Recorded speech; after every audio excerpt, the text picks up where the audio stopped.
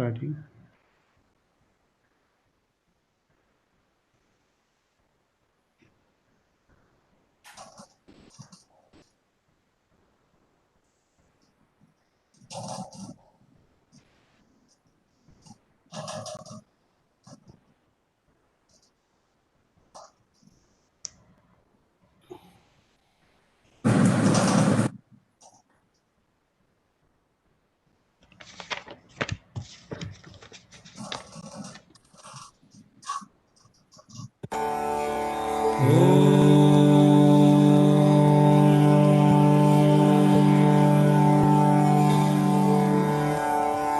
असतो मा सद्गमय तमसो मा ज्योतिर्गमय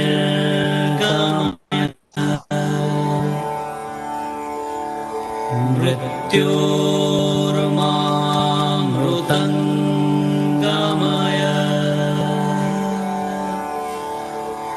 ॐ शान्ति शान्ति शान्तिः.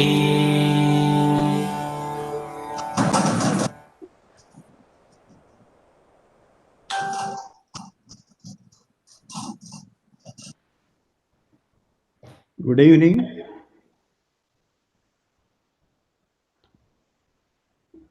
Good evening and warm welcome to all. I'm Professor Ramesh, and it's a great pleasure to welcome the Honorable Minister to the inauguration of the digital magazine IndiaChapter.in. We conceived this digital platform, along with our other founder, Mr. Kanchan Banerjee, a healthcare technology expert from Boston, and he is also the founder and president of Global Indian Initiative for Bharat Vikas. He is with us, sir. And we are glad, sir, today is finally materializing after we have been conceptualizing for last 6 months in your august presence of the Honorable Minister today. I'm also guided in this by Dr. Prasanna Kumar, an educationist and chairman of Mahatma Gandhi National Council of Rural Education in Hyderabad. Honorable Minister, sir, we felt extremely emboldened and encouraged when you kindly agreed to our request.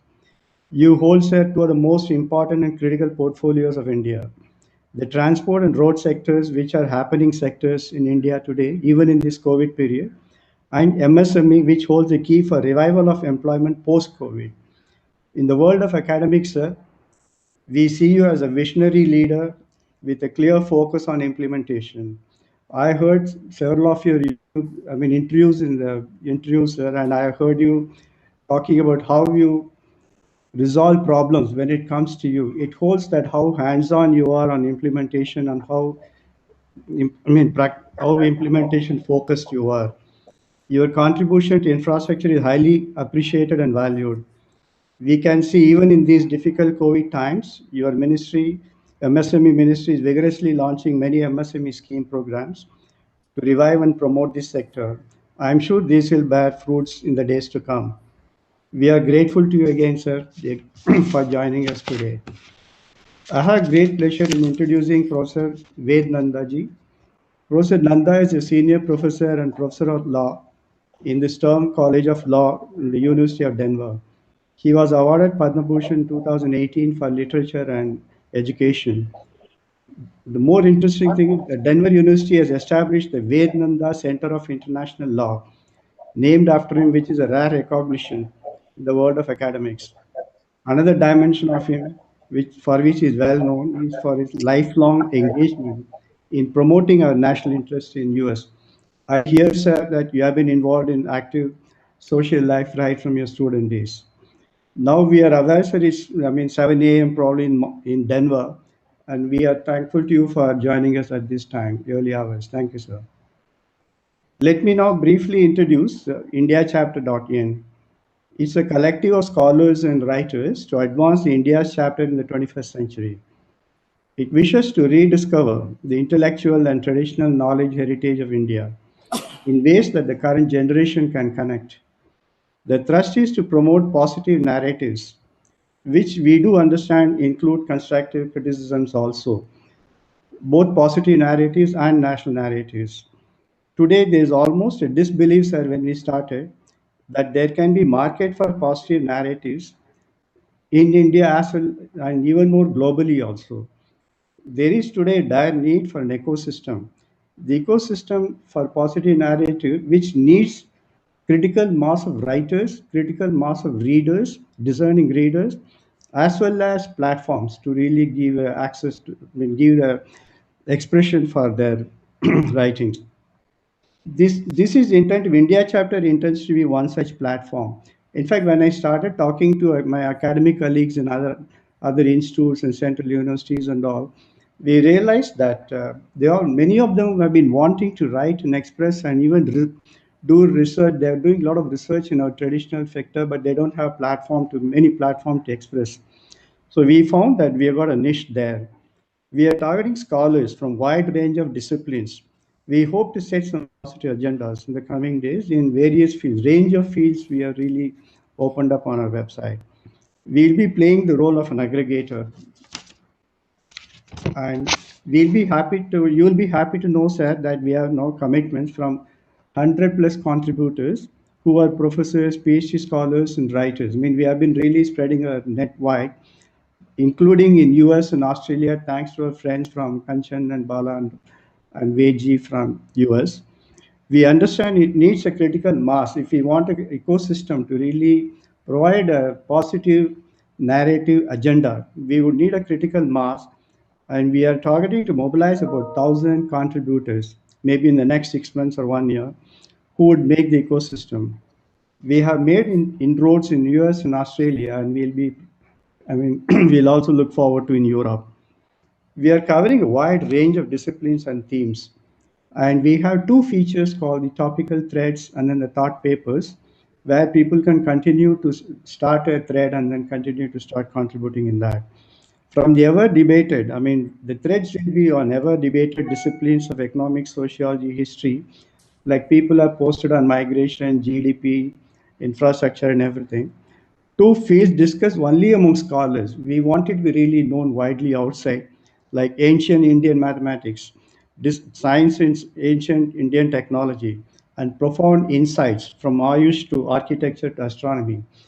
So when I started talking to people working in this field, I found there is already a well-developed knowledge in all this, but I think even the general public should know. This is known in the relevant circle of their scholars, but we want to really bring it to the general knowledge of the youth and the social media savvy people.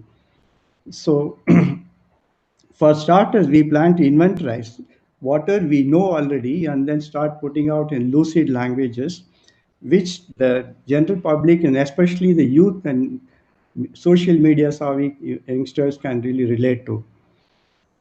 The most critical of the ecosystem is really generating the discerning readership who are really open to receiving this and generating interest among young readers in India as well as abroad, our own NRIs or even people who are Indiophiles who want to know about India.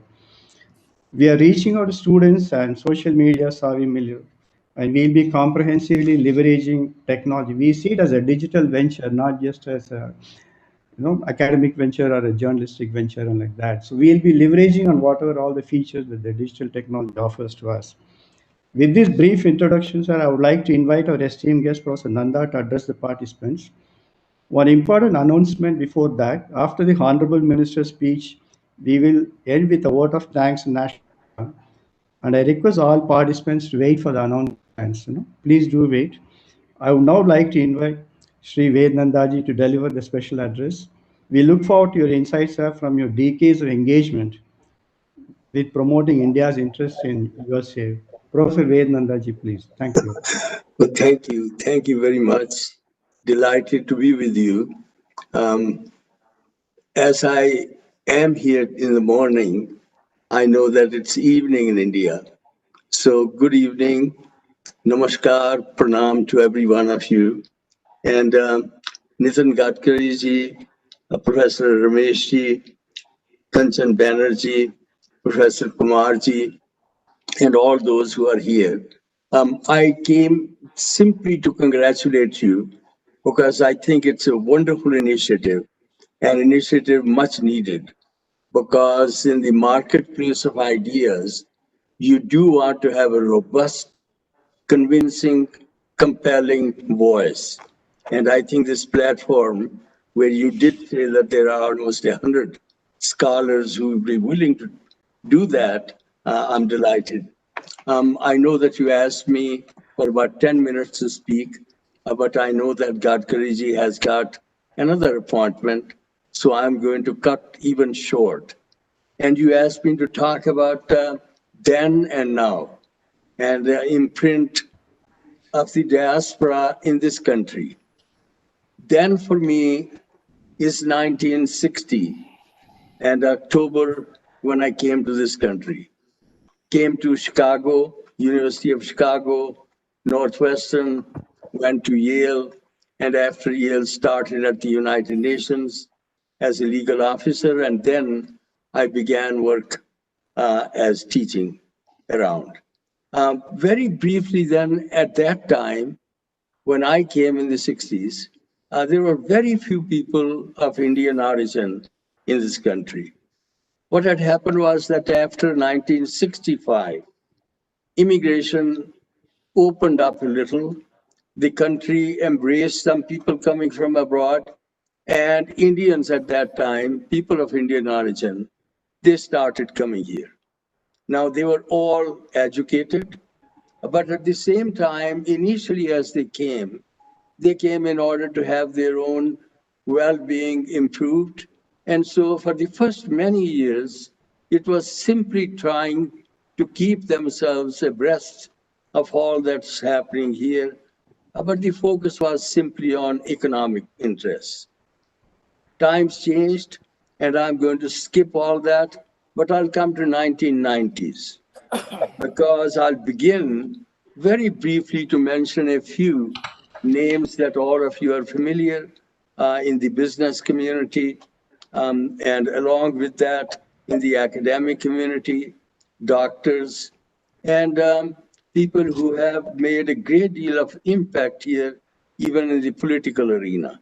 But that came gradually, beginning with simply those economic interests, but finally realizing and recognizing that in order to have an imprint on this society, they need to participate in the mainstream and main media and all those activities that are part of the life here. So 1990s were the ones when, for example, in the commercial area, the glass ceiling was there until then. But mid 1990s, just two names for you, Rakesh Gangwal. He became the CEO of US Airways. And similarly, at that time, we had Ramani Iyer, who was Hartford Financial Services CEO. And then came 2001, when Indra Nooyi became the CEO of Pepsi. But then let me bring you today. 2018, Forbes is the one that looked into Indians who were CEOs of companies, and they named 7 of them. And I might just mention very briefly to you, Shantanu Narayan and Adobe, Sundar Pichai in Google, and that time Satyanarayan Nadella in Microsoft, then Ajay Paul Singh Banga in MasterCard, Sanjay Mehrotra in Micron, and Dinesh C. Paliwal in Human International Industries. Along with that, they looked also Vivek Sankaran in Albertson. And they said that their combined annual revenue is a 360 billion, greater than the GDP of all but 34 countries in the world. And then I come to 2020. And today, this last February, we had 2 new CEOs. IBM asked Arvind Krishna and we work. That was they hired Mandeep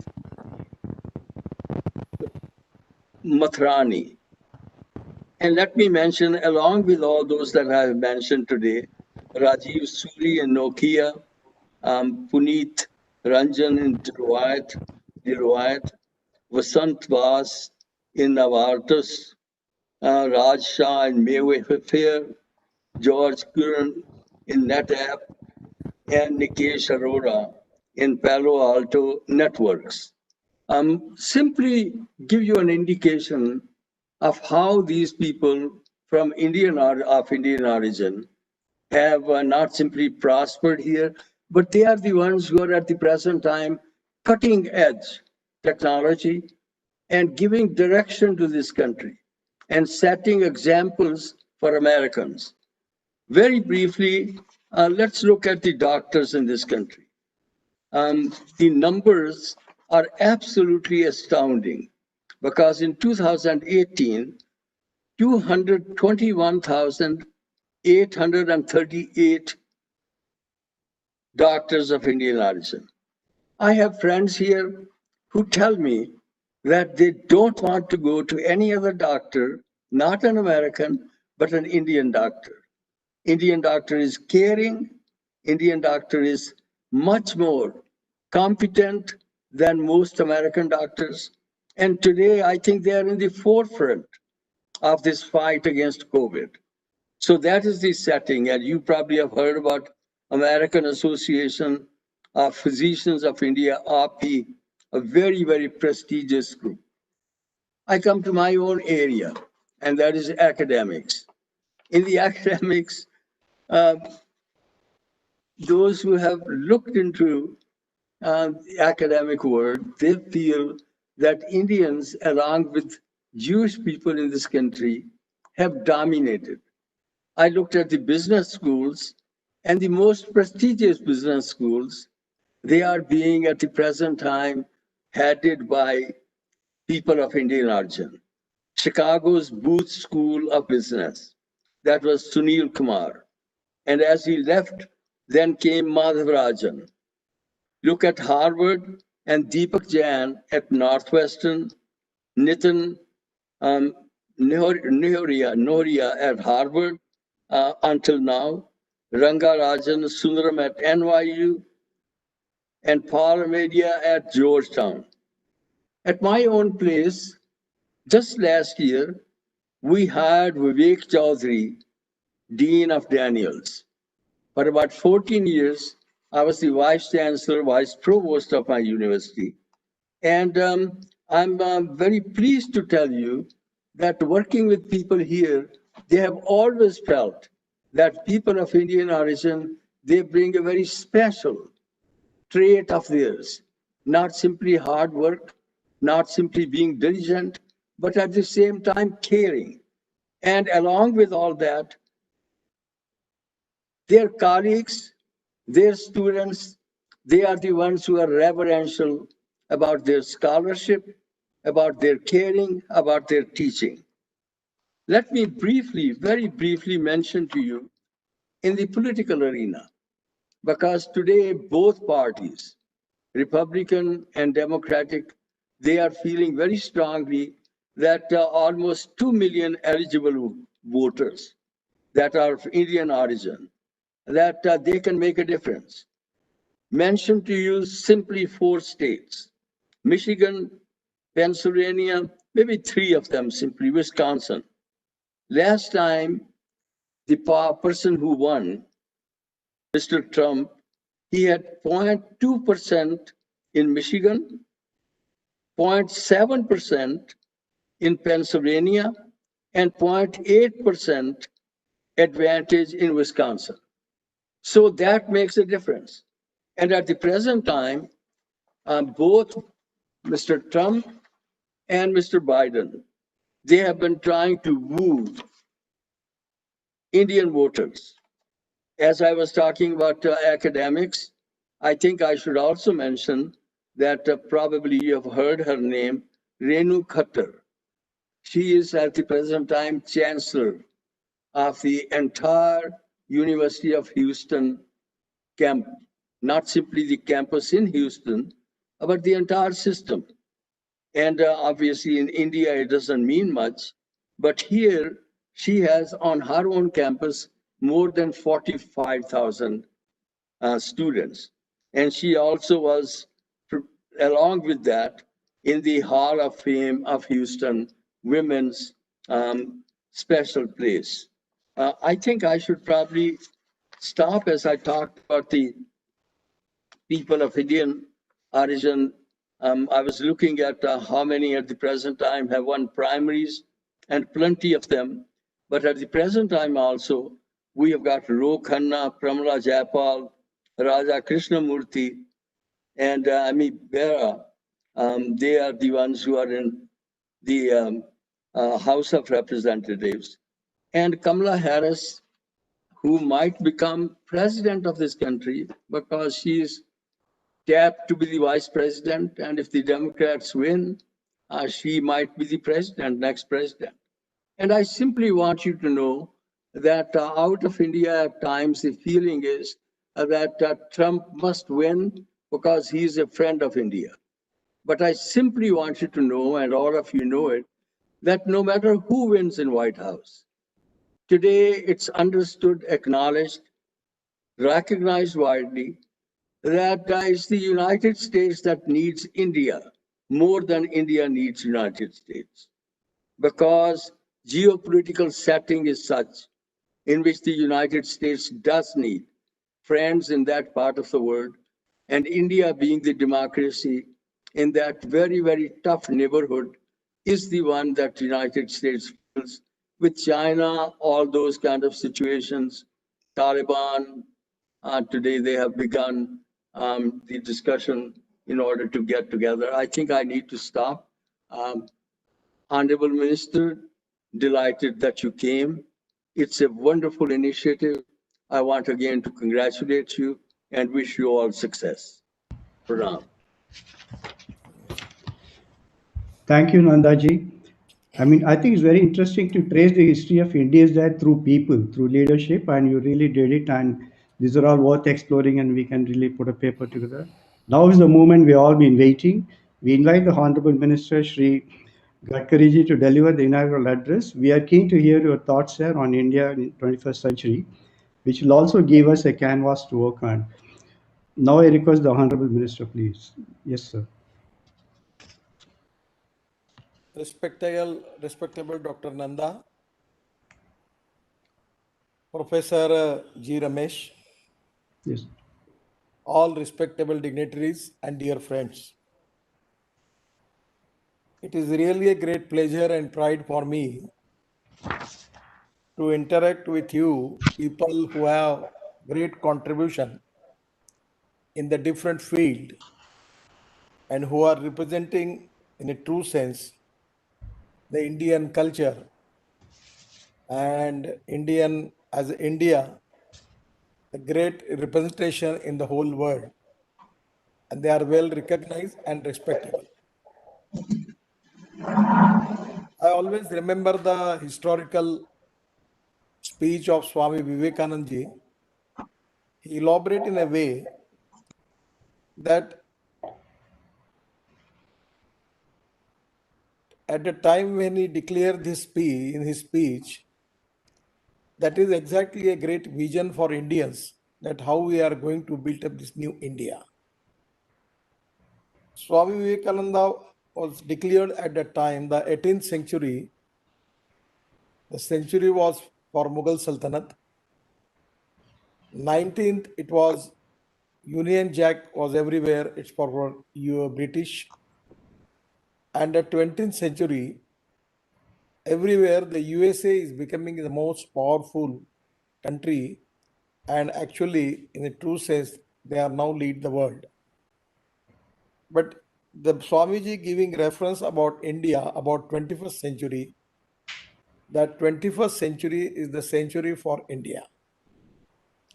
And it is the great opportunity for all of us that we have to make India a super economic power, not economically, but globally we need to make India number one power in the world.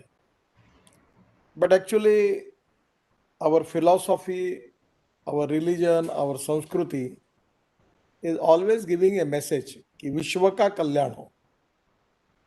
We never say that कि हमारा कल्याण हो. Always we have sanskar that विश्व का कल्याण हो. We are not Vistarvadi. Fortunately, some of the countries, they are always interested how to increase their land length and everything by capturing the small countries. But India as a whole, always we have a policy that we respect all the people and always helpful to all the people, because our history, our culture, our religion, our sanskars are giving some special contribution to the society by which our identification is very different. The other important thing always I remember from our one of the philosopher which guide us, Swargiya Dattopanta Thengdi. The Thengdi was a great thinker, and he given a very good statement that every politician thinks about his next election, and every socio-economic reformer thinks from century to century. So the people who are thinking in the interest of the country and the society, 100% they are going to think for century to century. So presently, the century which is going to be passed now, it is the history. But taking experiences from the history, what are the strengths and weaknesses of the country, on the basis of that, how we are going to make our country, that is the most important $1,000,000 question for all of us. And that is exactly for that reason we need to understand our strength and our weaknesses. And actually what my feeling is, we need to strengthen our strengths. At the same time, we need to convert our weaknesses into strength. As an Indian situation, as far as whatever Mr. Nanda was telling to us, he was absolutely correct. Out of 10 good doctors in USA, at least 4 belongs to India. Our software engineers are dominating in the whole world. The one thing is very clear, that the people of Indian origin, what they are contributing in the different part of the world, their performance, their contribution is very excellent. So one thing is very clear, that India has got a huge potential where we can contribute in different fields, and our contribution of our people is really very remarkable and historical. So one thing is very clear, that we have got the potential to lead different fields and giving appropriate vision for the world. One of the important thing which always I remember, that you can donate eye, but you cannot donate vision. So the lack of vision is also a big problem. So the people like you, who have a great contribution in different fields, now thinking for making of India of 21st century in the direction which you are thinking is very important. And it is time for the India to prepare a appropriate vision, and for the different fields, starting it from education, health services, industry, agriculture. There are many fields where the future of our country is related, and where we can contribute not only for the country, but as a global world also we can contribute for that. So for that reason, presently what my feeling is, first of all, India is the largest democracy in the world, and it is a successful democracy. I feel that this is our great strength. And at a time of emergency, when I was a student, I entered in politics because that was a fight for saving of our democracy. And I feel that at the leadership of Jai Prakash Narayan and Janata Party, the way in which we fight that election of 77, and actually that was a win for the democracy. But now my feeling is the Indian democracy is the best strength. But as a democratic country, we have a federal constitution. We have the different states belong to different political party, and a strong central government is also there. I feel that our strength is our democracy is our basic strength. We are the largest democracy in the world. At the same time, we need to develop our global thinking in different fields, particularly by considering the problems, situation, and experiences in the whole world. On the basis of that, we need to plan the policies for the future. Now, as far as the India is concerned, the most important problem which we are facing is majority problems are economic problems. And one thing which I am very much clear about it, that we are a rich nation with a poor population. Our country is rich and the population is poor. It is only because of wrong economic policies, bad and corrupt governance, and visionless leadership. I don't want to blame anybody because I don't want to enter into a political debate for that. There are some of the good things with every person. Some of the things at that time probably it may be correct, may not be correct. But let us leave about the past. What my feeling is, how we are going to make our future is the most important question for all of us. Presently, the young, talented, and technology savvy young population is a great strength for the country. We have got IITs, engineering colleges, and now the presently what the education policy which was already declared by the government, where we want to make resolve the economic problem regarding unemployment is a big problem for the country. The poverty is a big problem. I can elaborate in a way that India is divided into two parts. One is urban India and other is rural India. At the time of the Mahatma Gandhi ji, he was telling that 80 to 85% of the population at that time was in village, rural India. But now 30% population is migrated to urban India. The population in Mumbai, Calcutta, Chennai, Bangalore, Delhi, really we are facing a lot of problems. And this 30%, what is the reason for the migration of these 30% people from the rural and agricultural India to urban India? That is exactly the most important challenge and problem. We need to consider that. That is the important priority for the government also.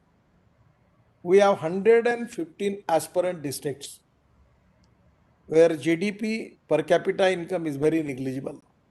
Already government has identified the districts and we are giving special attention towards that. But the fact is that we have 115 aspirant districts. And at the same time in the agriculture, rural and tribal India, where big population is there, and these 115 districts are also maximum in the agriculture, rural and tribal India, where we are facing a lot of economic problems. Poverty is a big problem.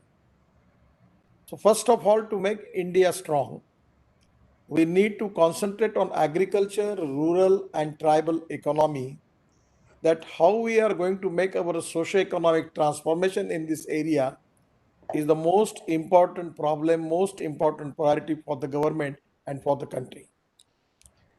In the agriculture, we are facing the problem of water. In the some area, in the rainy season, we are facing problem for floods. And in the March, April, May, we are facing the problem for the drinking water. Every year, 18 to 25% of the population is facing the problem because of the floods. Previously, last 5 years in the leadership of Prime Minister Modi ji, I was Minister for Water Resources. At that time, we have a lot of report we received related with this problem. On the basis of that, even Atal Bihari Vajpayee's time, he visualized the river connectivity project. One of the project was actually at that time we are in my regime, out of 47 river connectivity projects, we have 19 projects. The DPR was already completed. But the cost of this 19 project is going up to 8 to 10 lakh crores. So my idea was it was very difficult to government. It is very difficult to get the fund for that. To taking fund from World Bank or from ADB or somewhere, we need to plan for that. Otherwise, it is difficult for us to start it. And that is the important thing actually, the connectivity from the excess water of Godavari, which is going to the sea. But actually, we have a big problem, not in the court, but even in the states are facing a good problem. There are a lot of disputes between Karnataka and Tamil Nadu because of Kaveri water. At the same time, everywhere there was lot of disputes. It is really one of the pleasure for me, the achievement in my life, that there was 9 projects. They were disputed. And actually, I got appointed to resolve that project. And I decided by hook or crook, I'm going to settle the issues.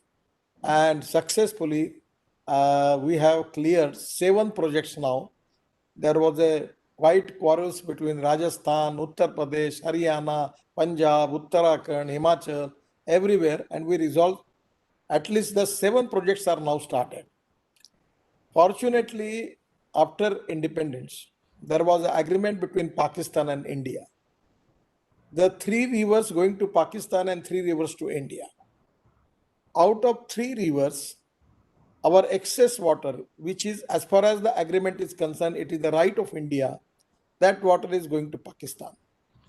And for that reason, I have taken a decision, and also 2 projects already we have sanctioned between Jammu Kashmir and Punjab. So the problem of water problem is a big problem for the country. And now, first of all, we need to resolve the problem by just we have a power grid. We have got national highway grid. On the same line, we need to make the water grid, taking water from one basin to another basin. I know that the ethics, economy, ecology, and environment, these are the important thing for the country. We are also of the same opinion. But ecology and environment, we have to maintain at the same time. We need to resolve the problem related with the floods. I don't know how much amount we are going to waste because of floods problem. Every year floods are coming and destroying the life of the people by and large. So this is the time that we need water grid by which we will resolve the flood problem. We will save the whatever the damages we are facing. Now I'm just giving you an example. Between India and Nepal, our plan was to make one big project was there, Pancheshwar. And if we make this Pancheshwar dam, that project giving us 6,000 megawatt power. Already we have understanding with Nepal. And if we can make that project, we will resolve the problem of flood problem of Ganga, particularly in Bihar and Uttar Pradesh and Jharkhand, even in Bengal. But we are facing problem. So now somewhere for the future of India, we need to think about water grid, river connectivity, taking water from one basin to another basin, and we can increase the agriculture irrigation more than 50%. That is going to resolve the problem of rural and agriculture India, where this problem, if we resolve, it is going to create more employment potential and good agriculture growth rate for the country. But now this is in the 21st century, this is one of the important problem for India, where we need to plan and we need to think on that line. This is a big project, and I feel that we have to plan for that. The other important thing is regarding water. our two important sectors which are very important for our development. One is agriculture and other is industry. Presently, our GDP contributes 22 to 26% from manufacturing sector. Then from the service sector, 52 to 56%. And from our agriculture and allied activities, 12 to 16%. And the population related with agriculture is 65%. There is a problem. Now, this is the time for the country that we need to plan the way in which we need to make economic sustainability into agriculture, rural and tribal India. I'm giving you a good example. In last 21st January's program, we have successfully implemented, we have fighter jet and fighter and helicopters running with bio aviation fuel. We have successfully implemented one experiment taking spice jet flight from Dehradun to Delhi by our Petroleum Institute Dehradun, successfully make that bio aviation fuel from Jatropha oil. And today we have got a lot of potential by using biotechnology. We can increase the productivity of, we can get oil from that, Ratanjot, Moha, Sal, Karanj, Toli. These are the non-edible oil seeds. And it is a challenge with Indian scientists that by using biotechnology, we need to increase the productivity, and at least we have an import of 40 to 50,000 crores of aviation fuel, where we can easily replace by bio aviation fuel. So this is one of the sector which is very important. And India got a barrel land, waste land, and where we can take the advantage of all this land and we can make this plantation of Ratanjot, Moha, Sal, Karanj and Toli, which is available in our forest area. And that is going to create employment potential for the tribal people. At the same time, we are now making plantation of bamboo and in the west land. And it is also very economically viable. We can make cloth, sarees, furniture, achar, and a lot of things from bamboo. Bamboo economy is also very important. So using westland, we can create more employment potential in the rural agriculture and tribal area. The maximum tribal percentage is in forest area. So we need our development policy on the forest-based material which are available, agriculture-based material which are available, we can make agro-processing industries. At the same time, now organic farming, now every time it is going to increase, and that is one of the strength of the country, that India will become one of the world capital for organic fruits, vegetable. It can be possible. We have a lot of land is available, and we have got a lot of successful experiments, and we are giving special priority for that. 100%, this is one of the sector where it's going to create more employment potential in the agriculture. I am from Nagpur. In our own area in Wardha district, Wardha, you know that was Mahatma Gandhi's ashram is there, Vinobaji's ashram is there. They have successfully running experiments, taking organic cotton, making thread from that, and they are making all type of organic cloth. And now they have got organic cloth, sari, the shirts, jerseys and everything. So it can be possible. We are now increasing production in honey. As a MSME minister, I am giving special priority for increasing the production of honey. Our high altitude honey in Uttarakhand and Himachal and Kashmir, the 6,000 rupees per kg on Amazon site is available. So India has got a huge potential for that. So how we can develop agriculture, tribal and forest area by creating more employment potential, we need to develop good infrastructure. That is very important. As for agriculture and for industrial, so we need 4 important things. That is water, power, transport and communication. So regarding power, we are power surplus. We don't have problem. Related with telecommunication, already the network is available. We don't have any problem for that. Regarding water, there is a problem. So we need to resolve the water problem. That is very important. And the water problem is not a problem only for whole country. But majority part is the Bundelkhand of Uttar Pradesh and Madhya Pradesh, Rajasthan, Gujarat, Maharashtra, Karnataka, Andhra, Tamil Nadu, Telangana, then Chhattisgarh, Orissa, and Jharkhand. These are the area where we are facing maximum water problem. So we need to resolve this problem is very important, because otherwise it will be very difficult for us, that there is a big gap between urban India and rural India.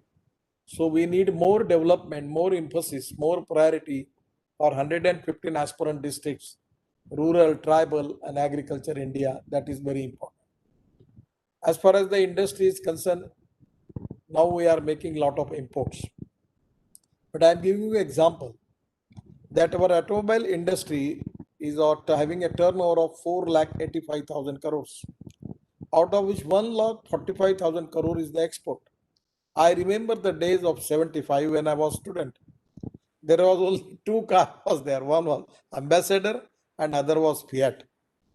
I remember at the time when Sanjay Gandhi started that Maruti, and in the emergency time, Indiraji merged Maruti to Suzuki. So there was a lot of debate. And my party at that time, Janasangha and our people was criticized that. But because of Suzuki, that they come to India, it changed the total picture. Now the all important brands of automobiles, Mercedes, BMW, then Toyota, Honda, Suzuki, all are present in India. And now, as a transport minister, I will assure you that we are going to finalize the scrapping policy, and by which I am confident that India will become a number one manufacturing hub for electric cars and all type of automobile. Already we are exporting lot of automobile parts and car from India. So 100% I am confident that the future of automobile industry, 100% India is going to get number one in the whole world. And as far as electric car, electric bikes, electric buses, the way in which the lithium ion battery technology, lot of things are developing in India. 100% Indian cost is very less. And because of scrapping policy also, we will reduce the cost. And 100% India is going to be a number one manufacturing hub of automobile industry. And this is the industry which is giving maximum employment potential. So I feel that as far as the Indian industry scenario is concerned, now we are making industrial clusters. We have a tough competition with China. And I am confident that the whole world, the global economy now, they are keenly interested to going for new destiny for their requirements. The people want to change from China to somewhere. They are finding now their alternative for that. And India is the really one of the best option for them. For investment, for security, for all point of view, India is the best situation. The skilled, talented manpower is available, and that is exactly where they can reduce the cost, and it is going to be very competitive in international market. So upgradation of the technology is very important. Presently, as far as the education is concerned, India has got a lot of potential, good IITs, engineering colleges, management colleges, universities, private universities, and lot of research is going on.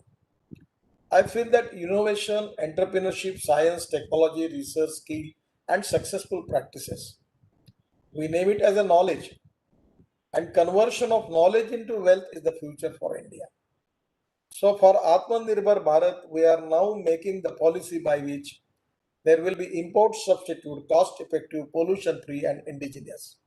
We need to reduce our imports.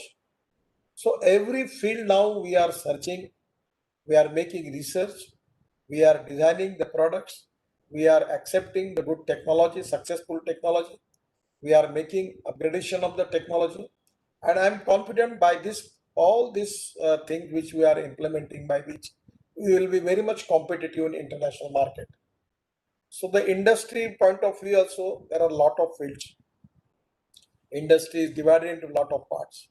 But only one thing which I will request you, I don't elaborate it, but you know all the thing about it. But the industry is divided into two parts. One part is again in urban area and handloom, handicrafts, rural industry, agriculture, agro-processing industries, and 115 aspirant districts the other part. Presently, our MSME contributes 30% of growth in GDP growth. They are contributing 30% from MSME. 48% of the export is from MSME. And up till now, we have created 11 crore jobs. So our idea is for making new India to create more 5 crore jobs. And for that reason, our village industries turnover is now 88,000 crores.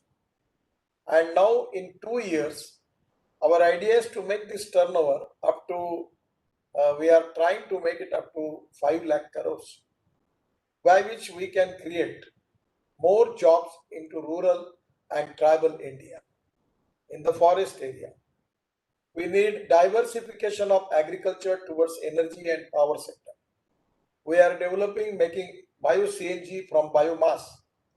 We are making ethanol from sugarcane juice. Now we are using B-heavy molasses. Then we are giving permission to making ethanol from rice. We have rice surplus, sugar surplus, wheat surplus. Only we have shortage of edible oil. We are importing 90,000 crores. We are spending on importing edible oil. So the now idea is our ethanol economy size is 20,000 crore. And our import of our petroleum products is 7 lakh crore. So I am confident that here is a place where we can create more employment potential and we can make sustainable India and economically powerful India by at least reducing the import of crude oil by 2 lakh crore. So our idea is to make Indian economy of green fuel, to make it of 2 lakh crore. We can make biodiesel, bio-CNG, and the electric is available in India. We are electric surplus. So methanol, from coal also we can make methanol. And also we are working on a lot of taking initiative in it to how we can make India economically strong. And 100% we have got a lot of vision using the appropriate technology, and I am confident 100% we will get the result. As far as the education is concerned, because industry, agriculture, and industry which is divided into two parts, we are already making a vision for that. And the target is of Atmanirbhar Bharat, to make Indian economy as a #1 global strong economy in the world. So our universities, our IITs, our institutions, research organizations, they are doing excellent jobs. The most important two sectors which are very important is education and health. And what is the strength of Indian society is the value-based education. Mulyadhishthita Jivana Paddhati, Parivara Paddhati, and Shiksha Paddhati is our strength. And this Mulya, values, this is coming from our religion, coming from our history. This is a basic strength for India. Now in the whole world, there is economic progress is there, but the family system is collapsed. We are facing the problem of poverty, but our family system is strong. It is only because of our culture, because of our Sanskriti, because of our sanskar, because of our values. So we have to make India strong economically by using all type of innovation, science, technology, research, good technology. We are all in favor of modernization. So no, we don't have any hesitation to accept the successful practices and the technology in the world. But at the same time, we need to develop our society, our education on the value-based education, value-based power family system. And that is the strength for India.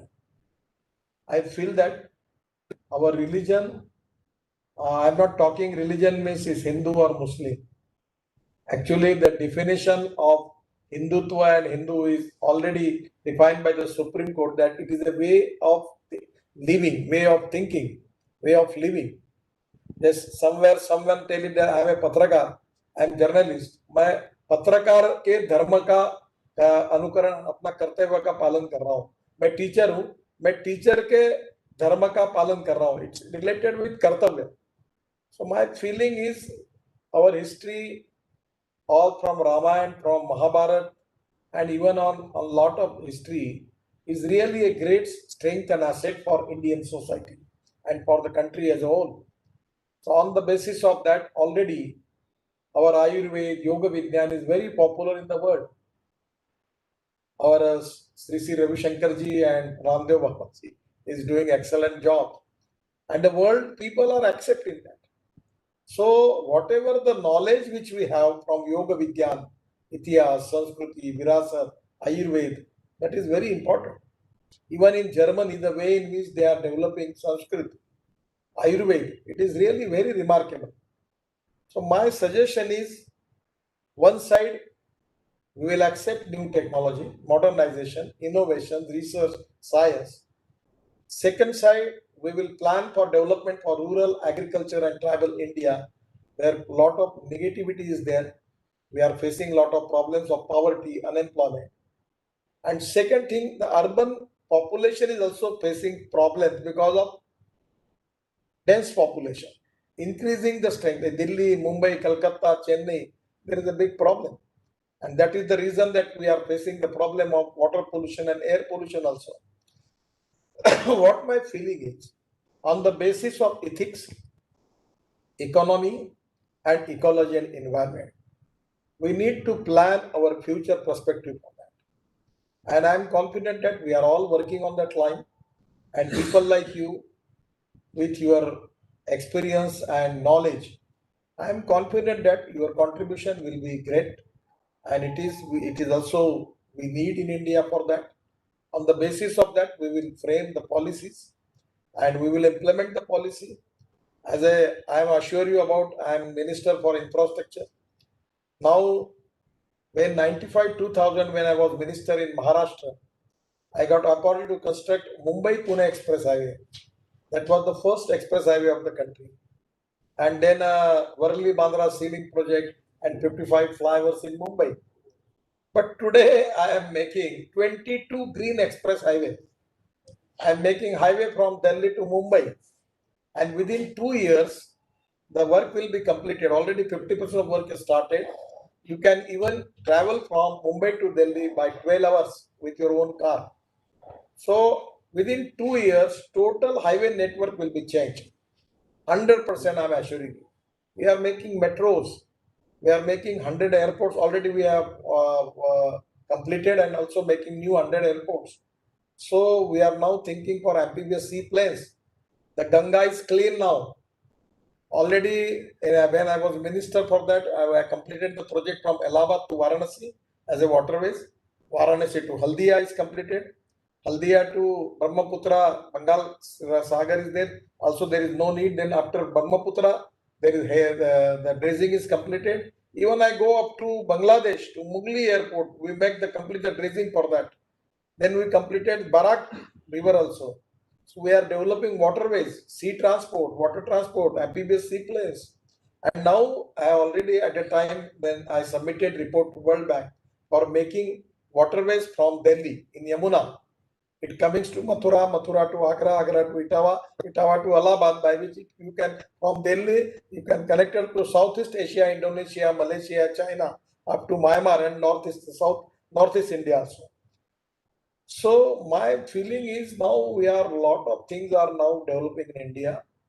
I feel that it is a time that we can have got a potential to become a super economic power. Atmanirbhar Bharat is the challenge which is given by the parliament, given by the prime minister to the whole country, and we are in the process of that. And at the same time, our prime minister dreams to make India 5 trillion economy and 100 lakh crore of infrastructure within 5 years. I am confident that 100% we will achieve that goal. Presently, we are facing very, very crucial problem of COVID-19. We need to understand art of living with COVID-19. We have lose lot of losses we are facing because of COVID. It's really a very, very tough situation. But this is a transit period. I am confident that with positivity, with development-oriented approach, with strong will, political will, 100% with we will going to win this war against COVID-19, and 100% we will win economic war, and we will make India a super economic power, not only considering the economic problems, but as a Vishwa Guru, we can give our thinking and thoughts to the whole world. Now I just giving you example that after 47 there was three economic thinking was there. One was socialism, communism, and capitalism. Today the total three ideology, the socialist party is collapsed. Now it is no more. The socialist party is there. Swatantra party for capitalist thinking also, that is also closed. And now the whole world is thinking for new economic thinking. I am confident that the liberal economy of USA also is not an option for that. So it is the time that we can develop a new economic model on Indian situation, which is going to inspire and motivate to give a economic vision for whole world. As a democratic country, we have got the potential for that. So 100% either it is science, technology, or anywhere, or as a we have our whatever the history, and with the we have what are the yoga vigyan, ayurveda, all the things which we have on the basis of that. The knowledge is the most important thing and the power. And I feel that by this is the strength for Indian society by which we can be 100% to be, we can become a global economic power. But at the same time, a knowledge point of view also, we can also give a good vision to the whole world. I am really appreciate the contribution of Mr. Nanda and lot of people who are actually working excellent jobs, and with their knowledge they are really increasing the name of Indian society in the whole world. It is really a great pleasure and pride for all of us. I am giving my all best wishes to all of you. This is a continuous process. It is a long subject, and I'm not the whole expert of all the subject. Even I don't claim that. But taking a lot of things from people like you, we can make a appropriate vision. Our Abdul Kalam Saab was already given us a good vision to India, and we are also working on the same line that how we can make economically strong India. At the same time, we want to make India as Vishwaguru on the basis of our knowledge. So I'm confident that the day will come that the 21st century is the century for India. We need to work on that direction. And the people like you, your platform, your organization, institutions, contribution is very valuable, very important. And I'm also thankful for all of you for giving me opportunity to express my thoughts. Thank you very much. Namaskar. Thank you, sir. Yeah, thank you very much, sir. I mean, for 50 minutes or 55 minutes, we are COVID, and it was really like a steroid, your speech, you know. And I've been already getting a lot of congratulatory mails, and it was very comprehensive, it was very visionary. And what I was kept on talking about the positive narratives, you really put it in the very positive perspective, sir. What we will be doing is we'll transcribe this and convert this itself into a paper, and then we would like to submit to you. And we'll be continuously working with the ministry, and then government also we work continuously, and wherever we can be of help, we'll be happy to work along with all other maybe 1,000 contributors. We'll really be engaged with you all. And it was like you almost summarized the Indian economy. I mean, started with the social reformer. I mean, 18th, 17th century onwards to, and you come. I mean, you didn't leave any sector. I mean, so it was really wonderful speech. And one thing I should appreciate, sir, you are one minister who always said 100%, not even 98% or 98%, 98 or 99%. That's something we know that you can do it also, because I traveled by both Worli Sea Link and the expressway. I've traveled so many times. Incidentally, sir, when you set it up, it used to be empty, free. Worli, I mean, the Bombay Pune Expressway, if you remember. Now it's totally jammed. I mean, so peak and like that. People thought that time, I mean, it's probably extra or something, but today people realize the utility of that expressway. Similarly, they will appreciate all other expressways that you are really doing. I'm sure under the leadership of the PM and your own PM, whatever you say is really achievable. Thank you very much, sir. It's really wonderful. I mean, we are glad that we could get you today, and it gave us a really flying start, I should say. And we will really work with double zeal and then 200% commitment. Thank you very much. Now, can we stand for national anthem?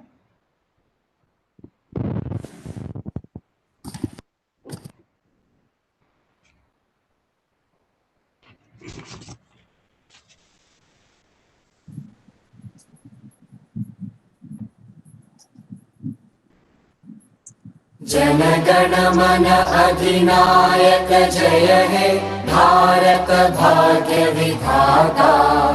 Punjab Sindh Gujarat Maratha Dravid Utkal बंगा।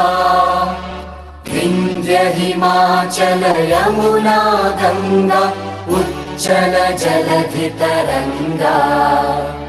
तव शुभ नामे जागे तव शुभ आशीष मागे। गाहे तव जय गाथा जनगण मंगलदायक जय हे भारत भाग्य विधाता। जय हे जय हे जय हे जय जय जय जय हे।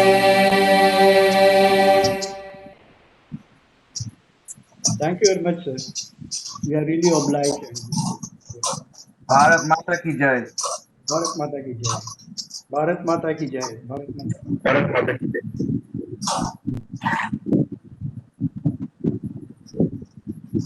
Thank you all.